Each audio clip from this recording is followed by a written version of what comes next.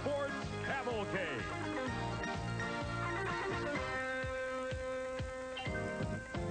A panorama of speed, color, drama, and excitement. The American Sports Cavalcade. In 1991, they rode the crest of a championship wave. David Nickens dominated the competition eliminator class in his older Oldsmobile. Blaine Johnson, along with crew chief brother Alan, took his second Winston title, winning a record 7 national events. And how about Pat Austin? 1991 saw his 4th top alcohol funny car title to complement 43 victories. Today, they and their challengers are here at Firebird International Raceway in Phoenix for the Arizona Sports Nationals, the second event in the 18-race 1992 series. Welcome, everyone. I'm Steve Evans. When it comes to top alcohol dragsters, you are looking at the baddest of the bad. Blaine Johnson's Oldsmobile-powered machine that has worn that #1 the past 2 seasons. But, Blaine, you didn't get off to a good start 3 weeks ago on Pomona at the opener. No, this year we had a bad start. We tried a lot of new things with the car, and they didn't all pan out the way we thought they would. You lost early on. Yeah, we lost in the second round to Bernie Pallor, a good racer from up north, and we just didn't expect to get beat that early. How would you assess the competition nationally this year? Tougher? Weaker? I would say it's going to be definitely tougher, and especially for us, because they always like to get us. Oh, indeed they do. Good luck here at Firebird. Thank you. Okay, for the alcohol funny car story, here is Brock Yates with the defending champ. That #1 on that beautiful Oldsmobile top alcohol funny car belongs to Pat Austin of the Austin family up in Washington, a defending world champion, and of course has won so many titles in alcohol funny car. But Pat, it didn't start out quite as well as you expected this year. Pomona, Bob Newberry was very, very tough there. Yeah, the competition was very tough, and Bob was definitely ahead of the class, and we got to the final round, and we did real well, and for us to start off that good early in the year is a good sign, because we usually start a little slow, and then we go, as the year goes on, we get stronger. The reason for that is because we test so many things, and over the winter, you got a lot of time to think and change your things that worked for you in the previous year, and 90% of the changes we make normally don't work, so 10% do sometimes. Pat, whole new challenge, though. Now you're undertaking a full program of the Top Fuel Dragster. You're still going to run alcohol funny cars. How does the team split up, and can you pull off, obviously you're aiming for world championships in both divisions, but can you do it? I don't know if we can or not, but it's worth a heck of a shot, and I feel very fortunate to be able to be in the position to do that. I mean, not many teams could do that. I mean, we're the only one right now, but I just feel very, very fortunate to be involved with this group of guys trying to do a task that nobody else has done, and we got some very sharp people working for us, and if I can do my end of the job and they can do their end of the job, we might just pull that off. Well, we sure know you can do your end of the job. And now, let's go to our third broadcast partner, Big Daddy Don Garlitz, with a world champion in competition eliminator. Thank you, Brock. I'm in David Nickens' pit. He's the competition eliminator Winston champion for 1991. David gets to wear the big #1 for the first time in his career. And he does that by dominating the competition completely last year. Speaking of domination, he won this particular race 5 years in a row. He loves this track. The competition thinks he owns it. But it takes more than the domination of one race to win the Winston points. It's a long season. David, what are your plans for 1992 to continue this winning streak? Well, Don, what we've got to do is continue like we did last year. We need to get on top of our game and stay there. And championships aren't won and lost in one race. You know that. And the season's a long season, and what we have to do is be consistent, do our job all year long. And I know the #1's a big target, but I think we're up to the task to wearing it. Well, there you heard it from the competition eliminator champion. Steve? Well, now let's hear some thunder out of the top alcohol dragsters. This is the second round of competition here at the Arizona Sports Nationals. You're looking at about 2,500 horsepower per automobile. Methanol fuel, they're checked constantly to make sure there's no additives there. Supercharged 500 or so cubic inch engines, depending on the weight of the car. All in all, it's quite a tidy package, Don Garlitz, and an exciting ride. That's right, very exciting. And these cars are different in that they don't set on the line at an idle. They do not develop that tremendous torque that the fuel engine does. So consequently, you'll see these cars leave at a very high RPM, kind of like the Pro Stocks. All right, in the far lane is Jim Rizzoli. He uses an engine very much like Blaine Johnson, we talked about earlier, the world champion, the Oldsmobile Face Power Plant, up against Russ Conroy from Southern California. They're the first to come out of the staging lane here in round number 2. Well, you notice how smooth the engine's idle. They don't have that nitromethane popping in the pipes. On these type of engines, the fuel actually burns in the cylinder. It doesn't explode like a nitro engine. And it also burns very cool. We have a warm afternoon here in Phoenix, but on a chilly day, it's not unusual to see frost completely covering the injector half there on top of the blower. Now, Conroy did not qualify all that well. In fact, in the 14th position with a 6:13, but he beat Bill Barney in round 1, and seldom do we see Barney go home that early. Rizzoli, he qualified a little bit better in the 11th spot at a 6:12.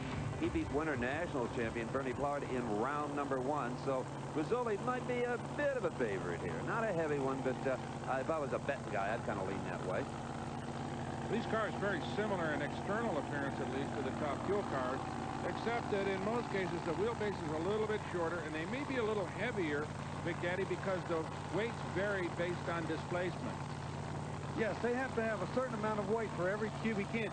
Now, the way the rules are written, these cars are very evenly matched, and most races are determined by starting line reaction time. So the driver's got to be exceptionally sharp. Russ Conroy in the near lane with a big Brad Anderson Hemi with the Oldsmobile style engine is Jim Rizzoli in the far lane. A red light for Rizzoli. There went my bet had I made one. Rizzoli is out of here. Automatic disqualification for leaving the starting line too soon. He'd have probably lost anyway. Conroy, a 6:09 at 222 miles an hour. To Rizzoli's wasted 6:11, 225 miles per hour. So Rizzoli's day ends real early, and watch the red light. And there it is. Fraction of a second too early for Rizzoli, and he drives that thing right into the trailer. This is the top alcohol funny car of Bucky Austin. He is the uncle of Pat Austin, the Austin family from up in Seattle. He is going to go against John Hyland in top alcohol funny car round 2 coming up. A beautiful day in Chandler, Arizona, outside of Phoenix. Thousands of people enjoying NHRA Championship drag racing. Right now, let's go to Brock Yates at the far end to talk to our very first winner of the day, Russ Conroy. Okay, Russ. 6:09, he rode lit, but hey, you'll take it anywhere you can get it. Oh, yeah, 6:09 is what we ran. That's stepping up. See, we only qualified with 13, 14 in the first round, but my brother Doc, you know, he decided we had to step on it. You know, we got to do something now because it's going to get tougher from now on. Oh, yeah. 6:09 probably can't do it.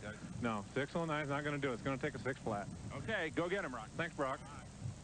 Well, if you're home with your wife or your girlfriend or your daughter or your mom and they're reading a magazine instead of watching the tube with you, tell them to put it down, because here is 23-year-old Tiffany Hyland taking on Roger Prim, the defending champion of this event. Roger Prim, very experienced. Tiffany Hyland just getting started, but already off to some impressive performances here. Absolutely. Her father, John, is a racer. They're out of Springfield, Oregon. She's only in her 2nd year in the alcohol category, a former high school and ET racer, so she's had plenty of trips off the starting line, and that is Tiffany in the Val Williams car. You're looking right at the injector and the supercharger. Roger Prim. Roger is 33. He's a casino operator based out of Reno, Nevada. They have some action also in Las Vegas I've been unfortunate enough to run into. Roger's a great guy, though, and he loves the drag race. At least my money is going to a good place, right, in NHRA competition. So there's the bearded face of Roger Prim. He's the heavy, I guess you could say, up against pretty Tiffany Hyland, the Oregon schoolgirl racer in her first ever national event competition. Now, Roger Prim has the lane choice. He qualified 13th, beat Tom Kissinger in round number 1. Tiffany Hyland beat Martin Iver, a tough racer out of Phoenix, in round number 1, and she qualified actually a little quicker than Prim did at a 6:12. Staging these alcohol cars always a little more leisurely proposition because they take plenty of time to build heat into these motors. There's a good launch, but Prim, red light. Roger Prim has wasted a 6:08 to the delight of Tiffany's crew. Hyland at 6:14, 224 miles an hour. Roger Prim, instead of going to the final 4, will go back to Reno, Nevada. Let's go down to the starting line. Don Garlitz with crew chief Sam Shockley. Well, 6:14, even though he red light, he stood on it. Yeah, she did pretty good when she deep staged a little bit, and we had a new motor combination, and I think we're getting a handle on it. It's been spinning the tires. I think we toned her down a little bit. So I'm pretty happy with that. Great. Thank you. Thank you. In that Tiffany Highland did deep stage the car over in the far lane. That affected her lapse time a little bit. Had she staged not so deep into the beam and had the full rollout on the front wheels, it would have been quicker than a 614. So Tiffany Highland moves on with a 614. We're going to have to step it up a little bit, though, and I think, Tiffany. Oh, definitely. I know Sam will take care of me there. Okay, go get him. Congratulations. Thank you very much. Okay, she moves on with a 614. And you got to be impressed with her coolness, Don Garlett. Very personal young lady. Larry Sutton versus Eldon P. Slick. That'll be our next pair. You're looking at Sutton and Jerry Darian's Green Gang car from Southern California. Eldon Slick from even further south, from the Golden State, from down near San Diego. These guys really have a dramatically different background. Eldon P. Slick is a commercial artist, in fact, an award-winning artist. Larry Sutton is involved in the aerospace industry, but gained his drag racing fame not at the wheel of a race car, but standing on the starting line as the chief starter at Lyons Drag Strip and later Irwindale Raceway, Orange County International Raceway. Now, Eldon Slick qualified number 9, and he defeated that famous small block Chevrolet of Rick Sanos in round number 1. Larry Sutton, that team has been struggling with engines all weekend, but they outran number 1 qualifier Chet Bushy in his Nitro Dragster in round number 1, the injected car. But here, two good friends meet each other head-to-head in round 2 of Top Alcohol Dragster, Sutton and Slick. Well, I'm sure these guys have raced each other literally hundreds of times, so nobody's going to trick anybody here. It's just going to be strictly a reaction time and a classic drag race and another red light. I cannot recall the last time we saw 3 consecutive red lights like that in alcohol dragsters. Now, if one guy really needed an advantage, you could understand it. Slick runs 610 to 616 and red lights. I just can't quite believe it. Don Garlitz will talk to Carl and Jerry Darian. Maybe he can't believe it either. Back at the starting line. Another red light, but the guy stood on it. We needed that red light. You know, last year I was here and you stuck that microphone in my face and I didn't know what to say. But this year I went to the Kenny Bernstein and John Force School of Interviewing, and I'm trying to remain calm. Larry Sutton's probably the best alcohol dragster driver out here. You've raced him in Top Fuel, and he does a heck of a good job for us. Kenny Meadows, Plumbing Concepts, helps us with the money and crewing on the car and specialty fasteners, and the thing's working good, very consistent for us, and we hope to step it up and do better. Well, good luck in the Final Four. Thank you very much. Well, that guy, Jerry Darian, when Sutton was starting at all those drag strips, often it was Darian doing the announcing. Now the two have teamed up with a race car and having a good time. I'll tell you what, he's magna cum laude in the Forrest Bernstein interview school. Absolutely. Our next pair will be the world champion, Blaine Johnson. He will be up against Bobby Taylor, and let's hope we get, for a change, a good green light drag race. First of all, let's go to Brock. Well, Larry, I know you thought maybe you'd lost it, but Slick had a red light, so you got into it with a 616. You're going to have to step it up, though, I think, to move on. 616 is about where we've been with 2 motors. I mean, we've changed everything there is to change. That run all the way down the track, I was cussing myself. I thought I was late. And you come up and tell me I won. I mean, thank you, Brock. You are welcome. Well, let's see if we can find a little more. But maybe, who's to know, if you keep going with a 616, maybe it'll work, huh? Jerry Darian will find some more. Whatever works. Thank you. Okay, for sure. But are those two veterans enjoying their day with their race car? Gosh, it's fun to see. And that's pretty typical of sportsman racing in the NHRA circles. Let's hope these two people enjoy themselves just as much. It will be, as we said, Blaine Johnson up against Taylor. Now, Taylor qualified 10th. Johnson qualified in the number 2 position. Johnson beat Dennis Allen round number 1, while Taylor was disposing of Brad Anderson's daughter, Shelley, new in the alcohol drag touring. There you see Blaine from Santa Maria, California, Central California. Bobby Taylor, Huntington Beach, California, where they do more surfing than just about anything else. U.S. Surfing Championships held there every year. This is pretty much a Southern California specialty, isn't it, Steve? I mean, there are lots of really excellent top alcohol dragsters come out of Southern California. Which is amazing considering there are no drag strips left in Southern California. This is about as close here in Las Vegas as they can race. Blaine Johnson, who's on the national tour, though, he pretty much makes a living doing this in manufacturing cylinder heads. On the far side, as we told you, Bobby Taylor, Huntington Beach. Pretty good race. A real good race. Alan Johnson says, that a way to go, bro. 6, seconds flat for Johnson, just tickling that 5-second zone at 229 miles an hour to a losing 6:07. Don Garlits is with that winning crew chief brother.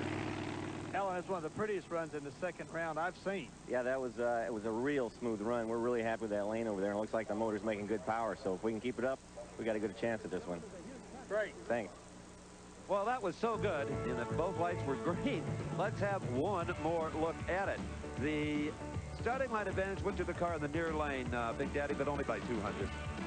Well, Blaine Johnson took a nice starting line advantage over Bobby Taylor, and then put that together with a better ET of 6 flat to a 607, and then a higher top speed of 229 to 224. That's a winning combination in anybody's book, be alcohol, fuel, or whatever. Blaine Johnson, a clean car length victory, and that sets up our pairings for the final four. It will be the champ Blaine Johnson up against Russ Conroy. Johnson will have the lane choice over the world with a 6-second flat. The other half will find Larry Sutton, my old friend, up against Tiffany Highland.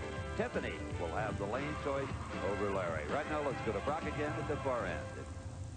Well, Blaine, the guys have been saying it's going to take a 6-0 to win this deal, and you just laid one down, so that's a hell of a start toward a championship. That's a pretty good pass for this track right now. It's a little warm out here, and the track hasn't been all great this weekend, but looks like my brother's got this thing running good, and the Oldsmobile just running strong right now.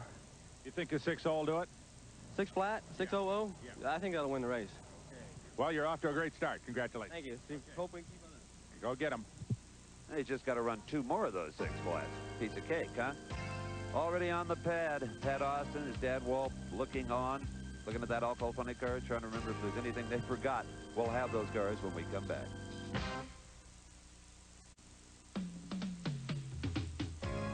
Back at Firebird International Raceway outside Phoenix, Arizona for more NHRA Arizona Sports Nationals action. That is Tiffany Highland's top alcohol dragster that she will carry into battle against Larry Sutton in the T80 Final Four coming up. But right now, we've got round 2 action of top alcohol funny cars, and a good one at that, Steve.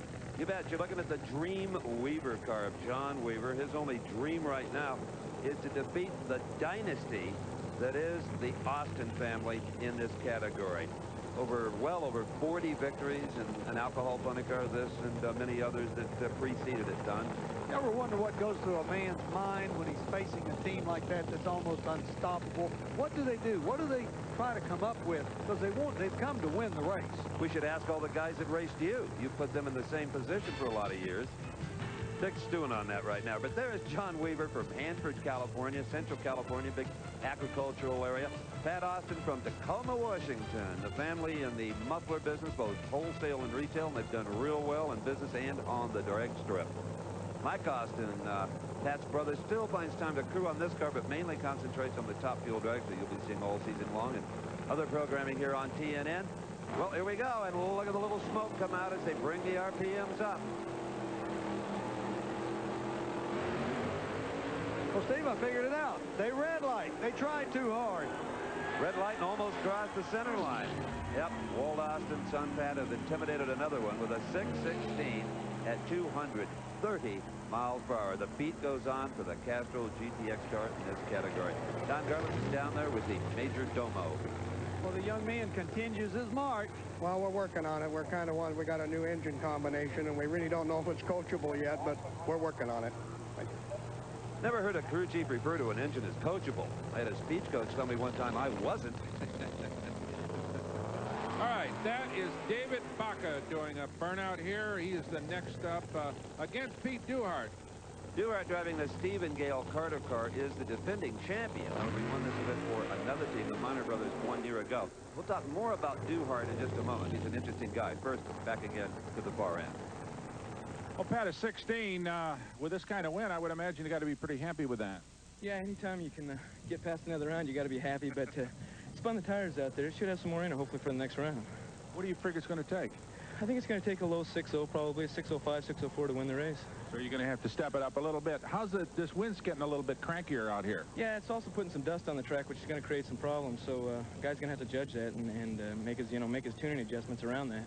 Okay, go get him. Congratulations. We're gonna. Okay, Pat Austin, another notch in his gun. Pete Duhart backing up here. I have never met anybody as keyed up constantly as Duhart. He is always wound up like a $2 watch, and occasionally it pays off on the starting line. Let's go back to round number 1 earlier today, when Duhart, who barely qualified in the last position at 6:21, that the number 1 qualifier, Winter Nationals champion Bob Newberry from Schenectady, New York. Newberry was over in the far lane. Now this looked to be, maybe an easy one. But old Pete Duhart was just wired to the Christmas tree, cuts as close as you can get to a perfect light, and says, bye, bye, Bobby. Duhart runs a 6:15, Newberry a 6:15, but the whole shot paid off for Pete Duhart, and we find him now in the second round up against David Baca from Pittsburgh, California, just north of San Francisco. The name Baca is familiar to you. Well, his dad, Dennis, was a heck of a top fuel racer, Don Garland. You met him a few times. You bet. I met him in the final round several times. All right, Duhart and Baca. A pretty candy apple car is Baca. Duhart away first, but not like it was on Newberry. Baca right there. But it is Duhart. A 6:10 for Pete to a losing 6:16 for Baca. Big speed for Duhart, too. 228 miles per hour. I think that race was close enough that it's worthy of just one more look, Don. You bet, Steve. Watch Pete Duhart take a nice starting line advantage. Perhaps that drag racing school paid off for him down there in Florida. Anyway, he runs a better ET than Baca and a better speed. You put all that together, and you got you a sure winner. Absolutely. Duhart in the blue car will go to the Final Four. Don mentioned the drag racing school. Well, Pete went a couple of times down in Florida. He is Frank Hawley's star alumnus. Right now he's with Brock Yates. Good luck, Brock. Well, Pete, we got you to 10, which ain't bad. That's a little quicker in Austin, so right now you're low ET for this round. Well, we really feel good about it, Brock. It's good to be back here talking to you this year again. You know, Steve and Gail Carter have really put together a good program here. I'm real proud to be a part of it. Our crew chief, Mark Lira, has really done an outstanding job. Ace crewman Bart Keeney, they're really doing their thing. It makes me look good out there in the Carter Resources Special. I'm just glad to be here today. We're going to the semifinals, and I just feel absolutely powerful. Go get them. Good race, David.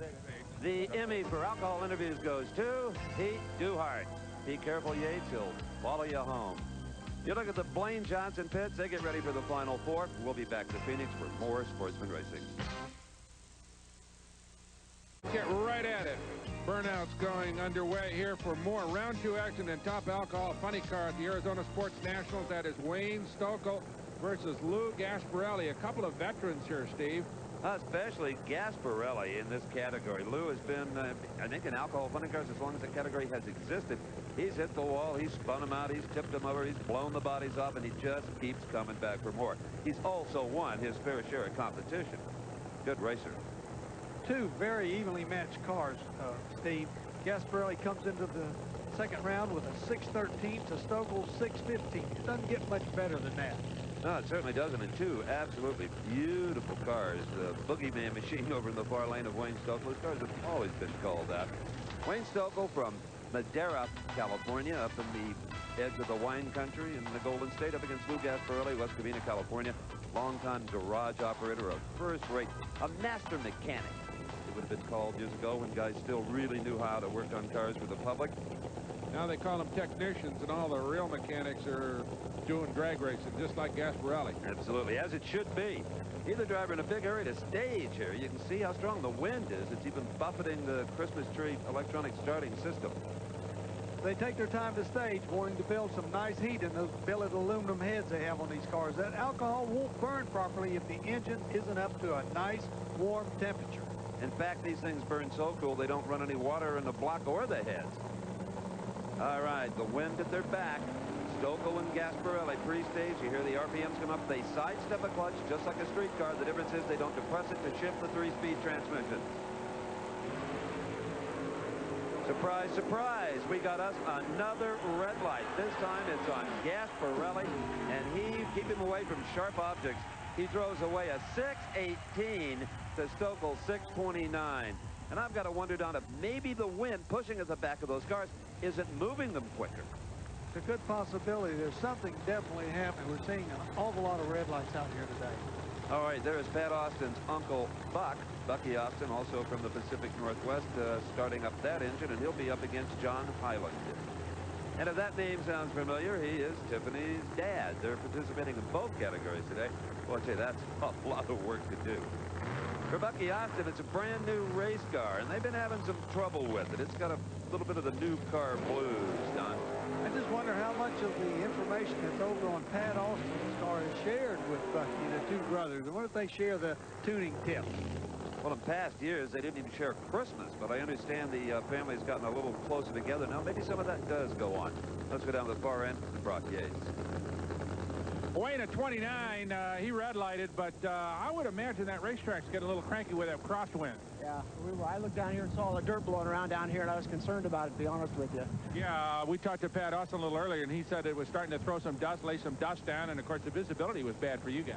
Right, the car was loose down there too. So I'm sure you can step it up a little bit from a 29 if conditions improve. Yeah, we ran a 15 last run, and we changed a couple things that we shouldn't have, and we'll go back to where we were. Go get him. Thank you very much. Okay, Wayne Stokel, he's a happy guy. Keep the dust out of your eyes down there, boys. All right, here we see Bucky Austin backing up in the burnout tracks, getting ready to go against John Hyland. Could be a good race as they're qualified about 0.06 of a second apart, and that's nothing. You can make that up on the starting line the way things are going here today. So Bucky Austin, who operates a string of muffler and brake and radiator shops up in the Northwest, out of Kent, Washington, a beautiful little village and a home of the national event at Seattle International Raceway. He beat Mert Littlefield in round number 1. John Hyland, Springfield, Oregon, a contractor. He's been busy watching his daughter Tiffany and disposing of Rick Daly in round 1 of Alcohol Funny Car a bit earlier today. Well, Don Garlitz, the wind can make it a real handful. Some of the guys starting to sound a bit leery about that. That's right. They've been down at the end, and that's where the gusts are the worst, and you're at the high speed then, so it tends to want to blow the car around on the track pretty bad. Well, and the grandstands help block it just a little bit. When you come out of the lee of them, that's when it can toss you around a bit. I think everybody will be steering a little bit to the port. Bucky Austin, John Hyland.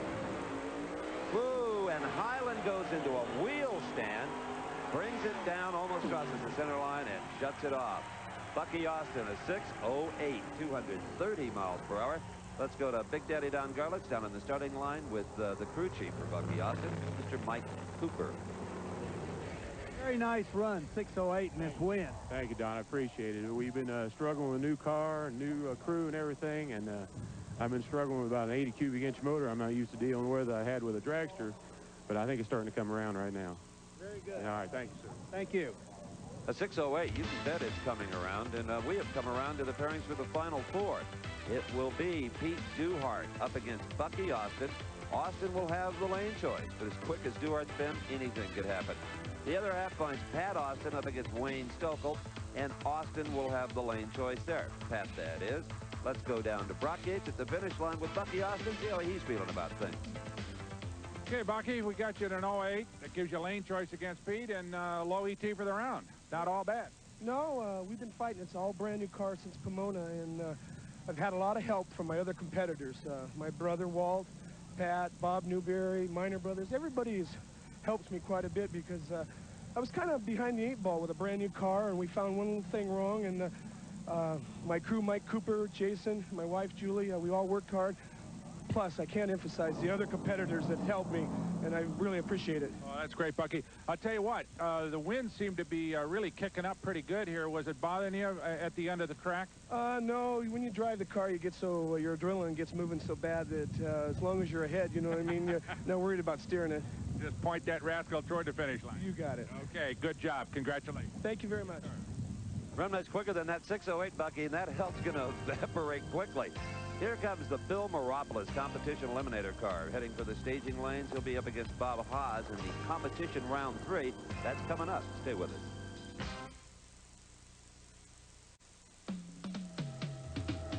There's a great aerial view of the Firebird International Raceway. There you see the lake where the drag boats and water skiing competitions take place, a test road course, the Bondurant Driving School course over on the right side, and of course the world famous drag strip. Well, right now we're getting ready to go with the 3rd round of competition eliminator, Steve Evans. I love competition eliminator. It's a whole bunch of really fine race cars from many classes under one umbrella. The thing that makes it work is the NHRA index system. In this category, you'll see a lot of handicap starts. You're not going to see it here, though, between former world champion Bill Meropoulos and his component Bob Haas, because they both represent the same class, and that is B Economy Dragster. We'll show you the numbers on this in just a little bit. Remember, Big Daddy talked to David Nickens, the Winston champ, earlier about winning this race 6 years in a row. Meropoulos took Nickens out in round number 2. He won't be around anymore today. Bob Haas qualified in the 13th position, and he beat Bob Kaiser, one of the real terrorists from the East Coast, in round 2. Haas from Simi Valley, California, the northern end of the San Fernando Valley. And that they both drive B Economy Dragsters. The index for both is a 7.86 seconds. You subtract that, you get 0.00. So there's no handicap. It's a flat-out heads-up race, the kind the guys look forward to. You don't have to worry about being patient or getting a good head start. Getting too big a head start is Bob Haas. He has red-lighted his way out of this. Meropoulos will win it. And that was a case where Haas pretty much had to gamble. Meropoulos was punishing the index, running way further under it than Haas was. So Meropoulos goes to round number 4. Meropoulos with a 7.28, Haas with a 7.35 second, losing a lapse time. All right, our next pair, Brock. Headed by a good one, Steve. David Rampey, a former competition eliminator champion, versus Jeff Krug. The neat thing about comp is you see all kinds of cars. A pro stock-like machine there, a classic hot rod roadster on the far side. But first, let's go down to Brock Whitfield, Meropoulos. Well, Bill, I know you had quick time. You're running real strong, and you continue to push on, even though Jeff had himself, or you had a red light against it. Yeah, and then the funny thing about it, it's my team car, so I built the Motorsport, and we travel in the same trailer together, so we knew it'd be a good race. But the car's running really good, and you know, it's just a real big round last round against Nickens. I stayed awake most of the night thinking about that one. So, you know, it's running good, and if I could just keep driving okay, you never know what'll happen. We're going to keep trying. We sure hope you do. Good job, Bill. Thank you. Hope to see you again. Bill's a nice guy, an insurance underwriter from Southern California. And look at that beautiful roadster. That is Jeff Krug. Now, Krug qualified number 6. Pretty game effort there. It was a 32-car field to begin with. And he beat Scott Hills in round number 2. Now, in the earlier round, David Rampey, who qualified number 2, he could be one of the ones to beat along with Meropoulos. He defeated Todd Patterson in round 2. Okay, here's the index. 2 different classes of cars, Rampey in an H. Alder and Krug in a C Street Roadster. The difference, Rampey will get 35/100ths of a second start advantage. And that's a little more than a full light on the tree. They blink down in half-second increments. The driver who gets to the finish line first, well, he wins. You can't break out. You run as hard as you want in competition eliminator, as opposed to some of the other sportsman classes. Okay, let's watch it. Now, the one advantage for Krug is Rampey could red light first, but he doesn't. Krug red lights. Krug is out of this thing. Rampey is the winner. He may not know it unless he looked at his rear view mirror, because remember, he left first. An 8.93 for Rampey at 127 miles an hour. Krug departs. He red lighted by less than 100th of a second. An 8.79, 162 miles an hour his speed. All right, our next pair in comp, it'll be Jeff Gillette in the B Economy Dragster. You see that car burning out right there, up against a far more late model looking machine, and that is Scott Wilcox. Wilcox heating up the tires on that Oldsmobile automobile. Right now, let's go down to the far end and Brock. Onward and upward.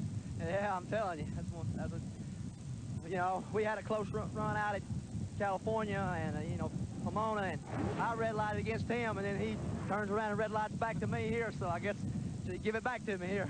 Well, you guys squeeze the light so hard, it's almost impossible not to get a red light once in a while. Well, the competition's got so tough now that you got to go for it, you know, and it's just one of them deals.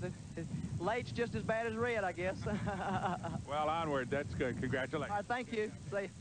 Well, the full-bodied cars are winning a lot of races these days. A lot of people used to think you had to have a real consistent, stable dragster like the one we see here with Gillette, but no more. Okay, in this pair, it was Gillette who qualified number 4, and in round number 2, the guy from Rodeo, California, not Rodeo, beat John Johnson in a real close race. In round number 2, his opponent, Scott Wilcox, all the way from Fort Lauderdale, Florida. That could be the long distance award. He beat San Diego driver Mark Chaparoni, also in another dragster. So that's how they got where they are. You can see the difference will be 0.65 seconds. That will be dialed into the Christmas tree. Boy, that's a lot, Steve. That's a long time to have to sit there and watch your opponent go down the strip while you're still on the line. Wilcox is away only 17 hundredths off of a perfect light. Gillette only 18 hundredths off. Reaction times almost identical. Can the dragster catch it? The answer is absolutely not. Wilcox at 792, 171 miles an hour, 54 hundredths under the index. Gillette at 732, only 49 hundredths under. One more look. Watch the tremendous difference between the time these two cars leave the line, yet both drivers have almost identical reaction times. What a tribute to their ability to keep cool nerves and set on the line while the competitor drives down the track. Then the index is figured so perfectly that it is almost a dead heat when the cars get to the end. Two different types of cars, a dragster versus a production body sedan. The system does indeed work. Brock Yates? Well, Scott, this class keeps getting tighter and tighter and tougher and tougher. Everybody just squeezing that light as hard as they can. Yeah, that's true. The competition's pretty stiff here. Most of the people worked hard over the winter. The Nickens brothers have given us some better power, and my crew chief Kenny Tom, we found some other things with the car, and it's really going to tighten up here from now on. Now it gets serious, right? Sure does. Okay, congratulations. Thank you much, sir. Okay, they're having fun in Competition Eliminator today on a beautiful afternoon in Phoenix, and we've got two beautiful race cars to continue in this round. You're looking at Rob Robinson's E-Economy Altered, and he'll be the guy with the head start because he's up against John Geyer over here in the near lane. Now, Geyer has a C-Economy dragster. Boy, that is a rest me red, isn't it, Brock? John Geyer out of Goleta, California, in that pretty little red dragster. He is going to face Rob Robinson, who's just here for fun. Talked to him earlier. He's just having a hell of a good time. Absolutely. Been doing it a long, long time. Came down from Portland, Oregon to get out of the rain and into the sunshine. So there you can see, 1/1300 of a second, Big Daddy, will go to Robinson. And that's not near the difference that we saw in the last run. So this will be a fairly even start. But still, 1/1300 is not to be dealt with lightly.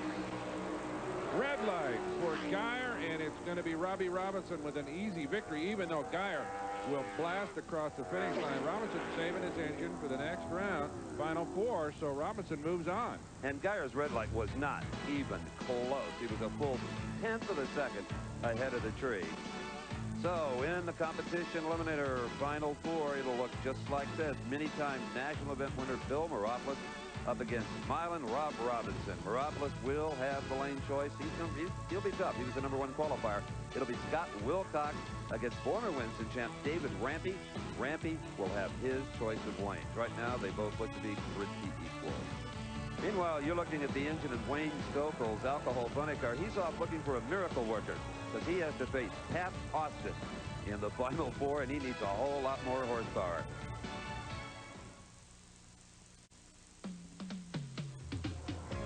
I'm Brock Yates along with Steve Evans, Big Daddy Don Garlett for Arizona Sports Nationals action as David Rampy's crew gets ready, his car ready to go against Scott Wilcox in Competition Eliminator Final Four. Coming up later, but right now it's top alcohol dragster competition on the line, and young Tiffany Highland will go against Larry Sutton. And Big Daddy Don Garlett, Tiffany, 23-year-old young lady, just getting started in this deal, has lane choice.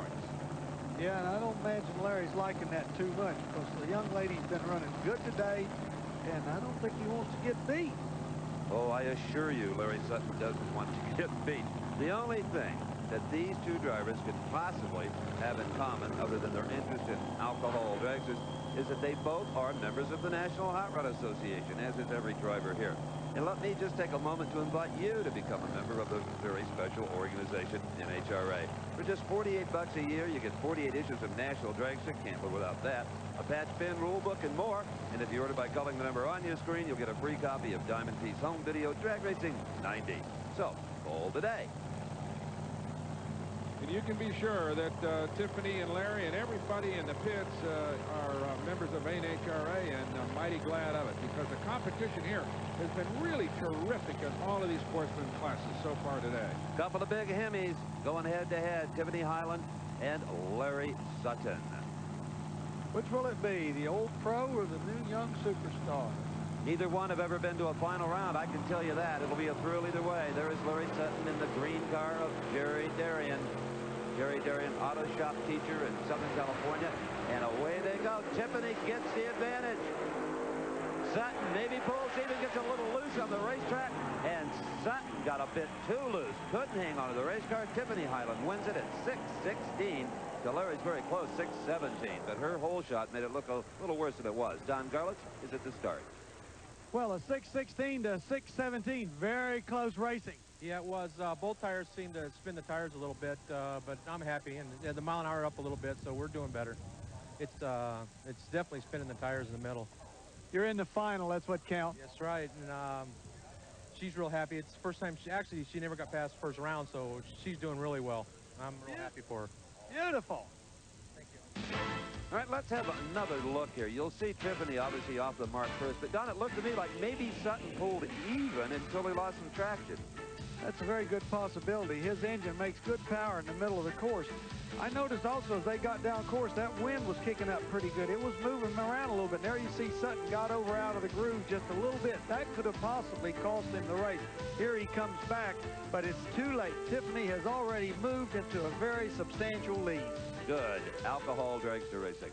Well, Tiffany, a 6:16 to a 6:17. Great reaction time, and you're headed for your first ever finals. What do you feel? Oh, I'm thrilled. I'm so excited. I'm really thankful for our new sponsor, Team Valvoline, and for my new crew chief, Sam Shockley.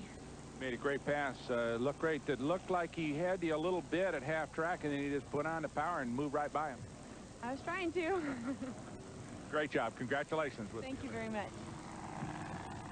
Okay, and our congrats to Tiffany. We'll be seeing her a little later on. The big question right now is who will her opponent be in that final round?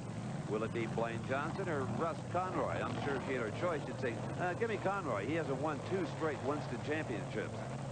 You bet.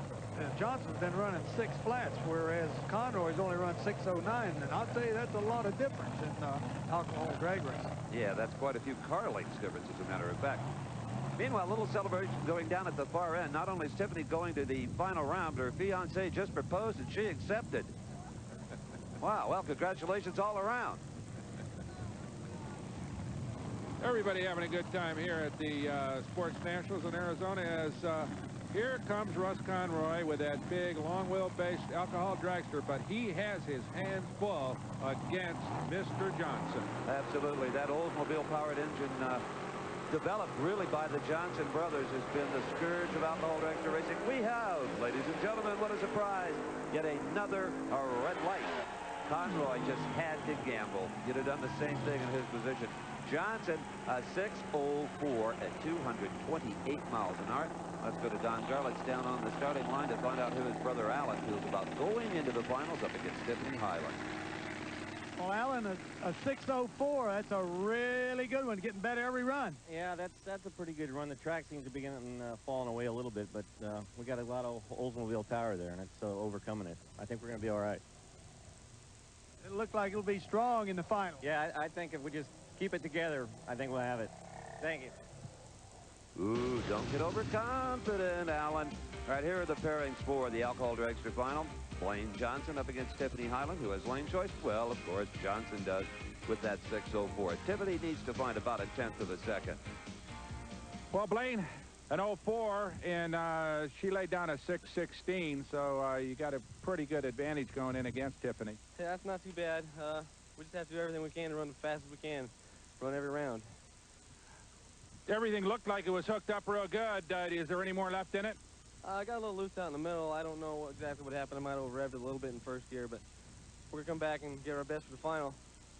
Go get him. You bet. Thanks. Congratulations. Good job. Okay, this is the Rob Robinson pit area. He was another benefactor of a red light, but Bill Maropoulos probably isn't going to do that in the comp final 4. They're getting that machine ready. Stay with us.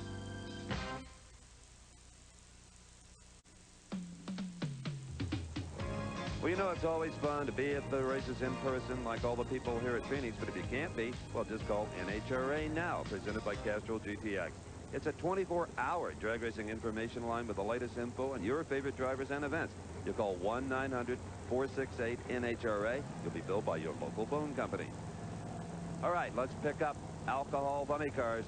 The final 4, Pat Austin, the legend in the category, against Wayne Stokel, who would like to tarnish his image a bit if he can.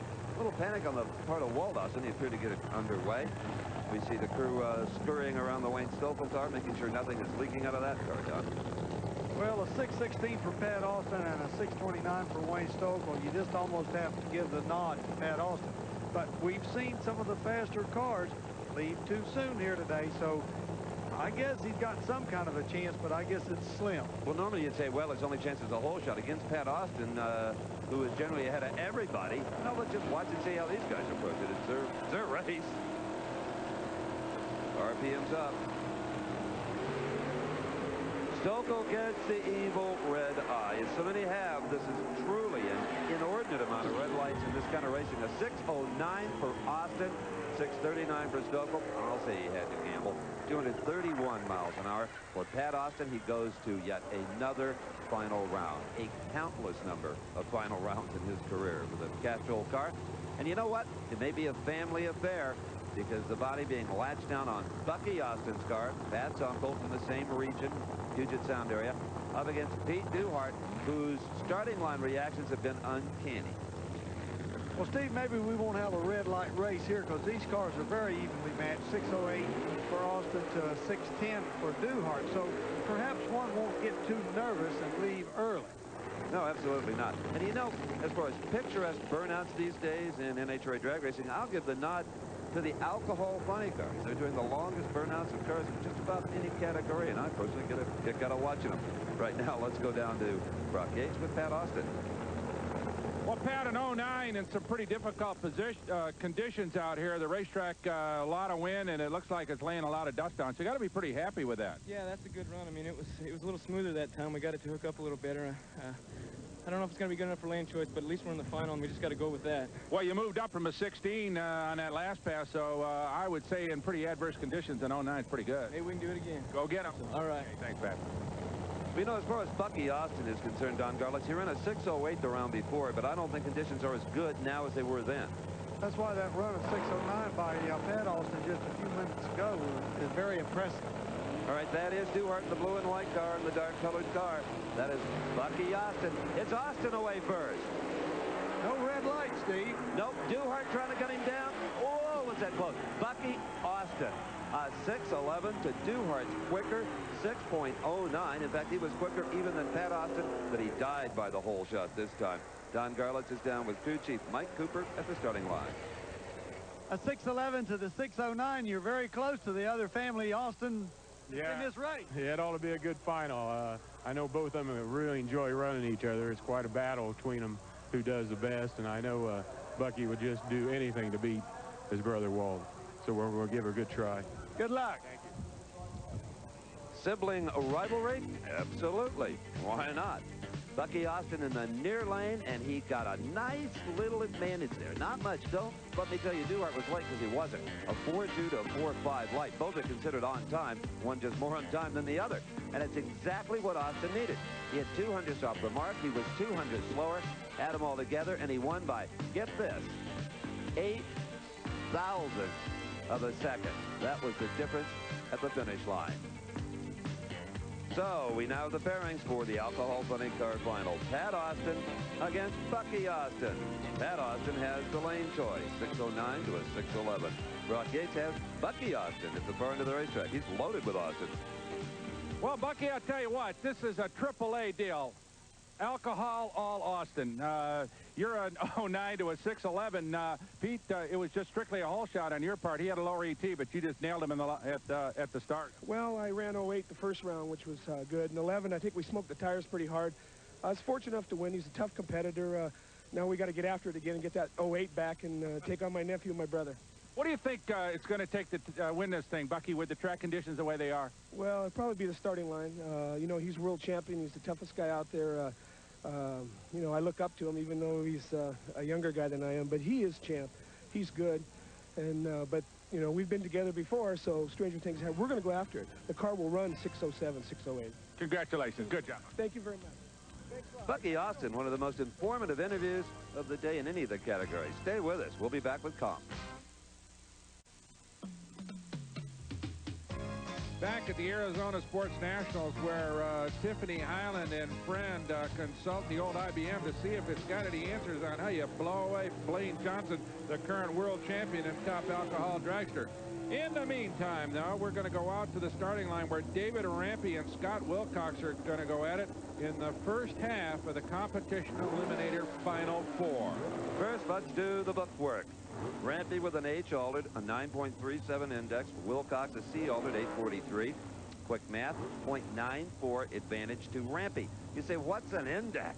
Well, it's designed by NHRA officials and computer analysis of times run all over the country, and it's what a well-run, well-driven, well-prepared car should do. A lot can run under it. Some can't even get near it, as it should be. You know, it's interesting that, as you said earlier, in this class, normally the dragsters do well, but now we've got these production cars that are doing so well in competition eliminator. It used to just be a matter of consistency for the dragsters with their longer wheelbase, and finally we get a red light in the near lane. Red light-itis here today in Phoenix. As I said, this is highly unusual. The win goes to Rampy as Wilcox leads too soon.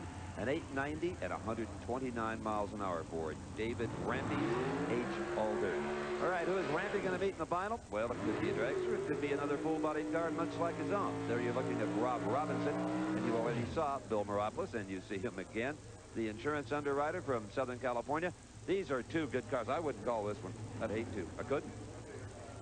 Well, it's going to be a definite advantage for Robinson. At least he gets all over a half a second start at 0.69 of a second for his starting advantage based on that Econo dragster of Moropoulos' much higher horsepower and lower ETs. You know, Don Garlis is always amazed by the composure on the starting line.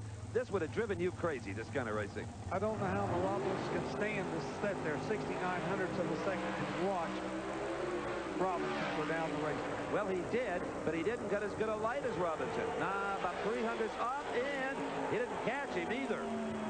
Robinson will go to the final. Rob Robinson at 792, 170 miles an hour. Moropoulos flew by him like he was standing still, but not soon enough at 722.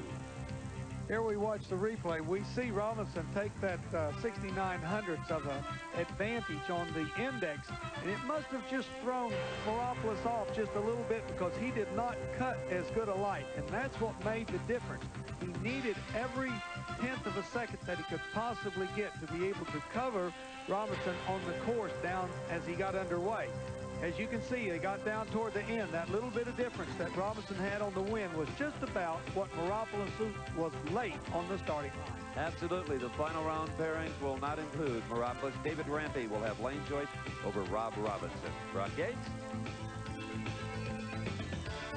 Well, Rob, first time into the finals of this real pretty little Beretta. Got to feel good about that. Oh, I'm tickled, thank you. Yeah, this is quite an outing for us. We're in uncharted waters right now.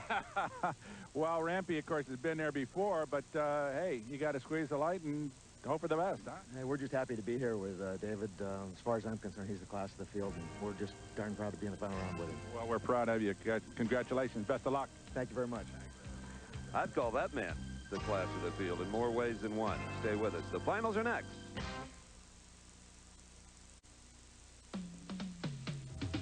Let's recap some of the other winners here at the Arizona Sports Nationals. Super stock goes to Buddy Nicken. And stock eliminator, always a tough category with a lot of entries, goes to Norman Captain. And the Super Comp eliminator is Rob Slavinsky. Super Gas victor, Kyle Selpel. And down in the Super Street category, Edmund Richardson took home the hardware from Phoenix. Congratulations to them, one and all. Now it's time for the competition eliminator final, to be followed by alcohol funny car and alcohol dragster. 3 more side-by-side contests. Great looking car that Rob Robinson bought in here. That is a little Beretta, brand new machine, and he has driven it very, very well. He said he's in uncharted waters. Never been in a final before, and he's going against one of the very best in David Rampy. That's right, Rampy, as we've said before, a past Winston champion, and some favor him, well, along with David Nickens, to maybe win it again this year, and he's certainly off to a tremendous start here in Arizona. A big crowd, a record crowd at the event. Charlie Allen, the Raceway president, has to be a happy guy. Now, the head start will go to Rampy. Oh, boy, and it's a big one. Almost a full second, almost 2 lights on the tree. That's right. And so Robinson's going to have a lot of pressure on him for this run, Steve. Not only he's in uncharted waters, as he says, he's never been in a final, He's up against one of the best, and he's got to wait a long time before he can start his side of the race. Well, there's a divider in that tree, and you try not to pay any attention to but anything with your light. You have a hard time seeing the other guys anyway, but you always see him. You can always hear that car, and I know what you mean, Don. I'd much rather be the guy that got to leave first, even though you take the chance of red lighting first. All right, here they go. Stage and ready to comp final. Great start by Rampy, and Robinson drowns on the starting line. Way late. 0.2 of a second late, which makes it look easy for Rampy. At 879, 145 miles per hour.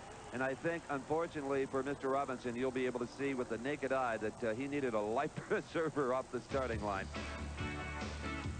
Well, that's just what we said. He was in uncharted waters, and he watched Rampy go out, and he was so far out, he got completely loss of concentration. He didn't know where he was at. By the time he got ready to go, he was 0.2 late, and it just wasn't any race. It was Rampy all the way, hands down. But anyway, he got to be in a final, and so maybe next time he'll be a little bit more cool and know how to do it. And it was a real good race any way you want to cut it. Hail the champ in comp, David Rampy. Some of that old world championship form might be back. Well, thank you. Like I say, I just first of all like to thank the Lord, and like I say, Donnie really has been working hard on the car all winter, and he worked hard, and we went out to Pomona, and I stumbled at 4 cars and red lighted, and it kind of made me feel bad because the car was running so good, and then we come here and felt like we were running real good, and things worked out for good. So I just Harold Stout and all the guys have done a great job. Again, congratulations. Thank you. Okay, back down on the starting line, Austin versus Austin, top alcohol funny car final, and this is going to be a good one. Oh, I don't think there's any question about that. There's problems with Bucky Austin. The car's gone way down the racetrack. Now he's just doing an extra long burnout, I guess. Let's see if he gets it into reverse. Yeah, he's just showing Patty do a longer burnout. The competition has already started between uncle and nephew. But wait a minute, Steve. From my vantage point, it looks like Bucky does have problems. The crewman just jumped the wall over there. There he's fiddling with the butterflies on the injector. It may be that the idle's way up and he can't get it into reverse gear. He's going forward. Looks like he's heading right off the racetrack. What a disappointment. Let's get out to Big Daddy and Mike Cooper, the crew chief, to get a final verdict on this problem. Well, we see the Bucky's car going down the track and no race. I guess it's kind of disappointing. Yeah, it's very disappointing. I definitely wanted to make a run out of this, but right now I can't give you answers what happened. It was definitely when the throttle was hanging up, but I don't know why. Well, you took the words right out of my mouth. I was going to say what happened. Yeah, all right, thank you. Okay, so it's going to be a single for Pat Austin. It looks as if he's going to make a hard run at it, Big Daddy. I would have maybe thought he was just going to coast it down, but that's not the way the Austins operate. They sure don't. When they get ready to race, they are ready to race, and I'm sure that he's going to give it everything he's got because they came up there to make a good run, and that's just exactly what they're going to try to do. I know when I used to have a single in the old days, I would try to run just as hard as I could, but, well, you knew you weren't going to just spun the tires. It didn't make any difference. You might set a record. Well, he doesn't have to worry about lane choice because he is headed for a championship no matter what. He can coast it across the line from here on in. But this is no cruise. He has blasted through the lights at a 6:01, 232 miles an hour. What a pass by Pat Austin. Let's go down to Big Daddy at the starting line. Well, Walt, I know you like to win drag races, but the sportsman that you are, you would have really liked to have run your brother there. Oh, I'd love to. It's no fun beating your brother, I can tell you that, but when we go out to race, we're trying our hardest to win, and Bucky's car's been running great today, and he's been doing an exceptional job of driving, and I really feel for him right now. I really do. I'm happy to win, but I feel for my brother. Thank you. Okay, let's go to Steve with Pat Austin. Well, I don't think it much mattered if Uncle Bucky got to the starting line or not, because he told us earlier, Pat, he thought he had a best of 6:07 in that car. You just ran a 6:01. Roasted the clocks. I think the presence of my dad's new combination here with Johnson boys and my crew are starting to pay off. I mean, we've been struggling, I'll tell you, and finally that's the best run it's made, and it was so smooth, and that's usually when they're the best runs. But I gotta say the support and the comfort of our sponsors, Oldsmobile, Castrol, and Dynomax, and the new people, the Red Wing Shoe Company. We're ready to rock and roll this year. Keep it up. All right. Woo!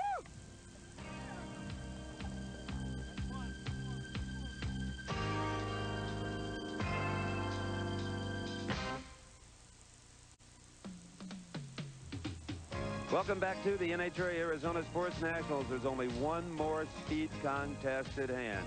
And this is really the coming out party for young Tiffany Highland, 23 years of age, her first ever final round. But boy, is she in tough, Don Garlitz. She sure is. And, you know, Johnson with that 604 to her 616. I don't know. I would say that her crew chief had better have come up with some kind of a trick combination, because the Johnsons have been running those low sixes all day long, and they have a 6 flat earlier in the day. So it's going to be interesting.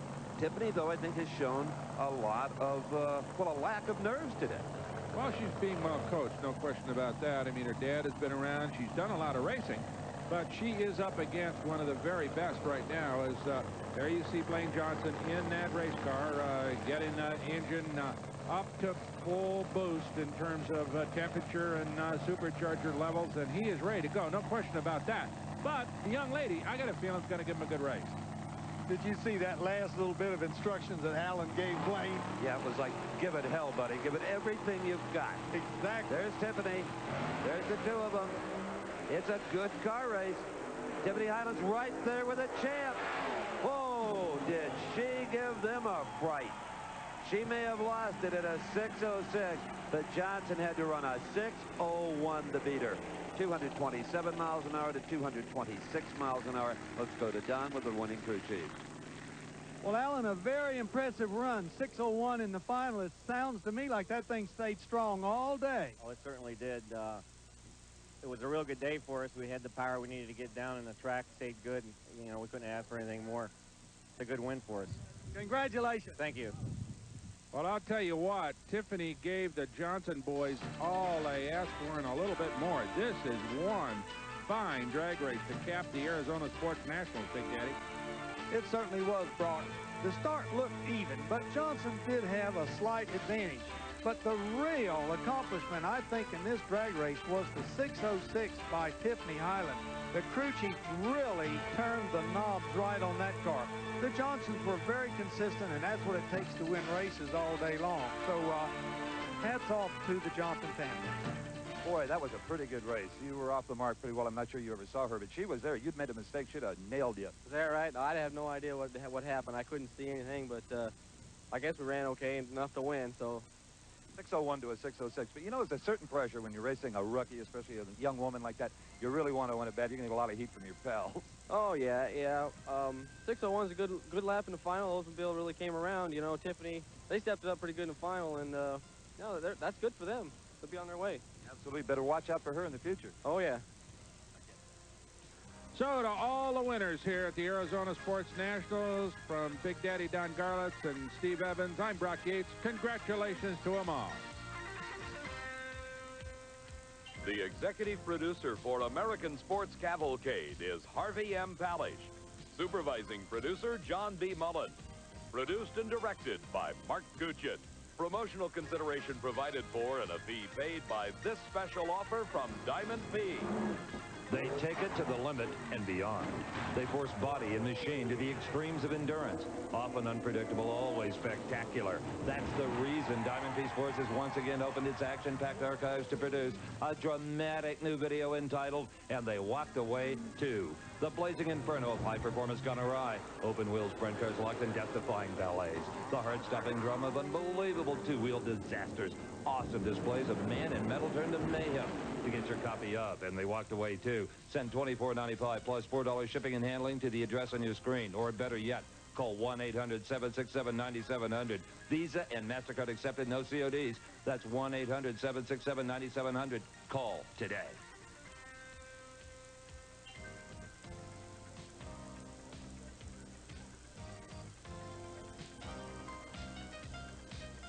The American Sports Cavalcade is a presentation of Diamond P Sports.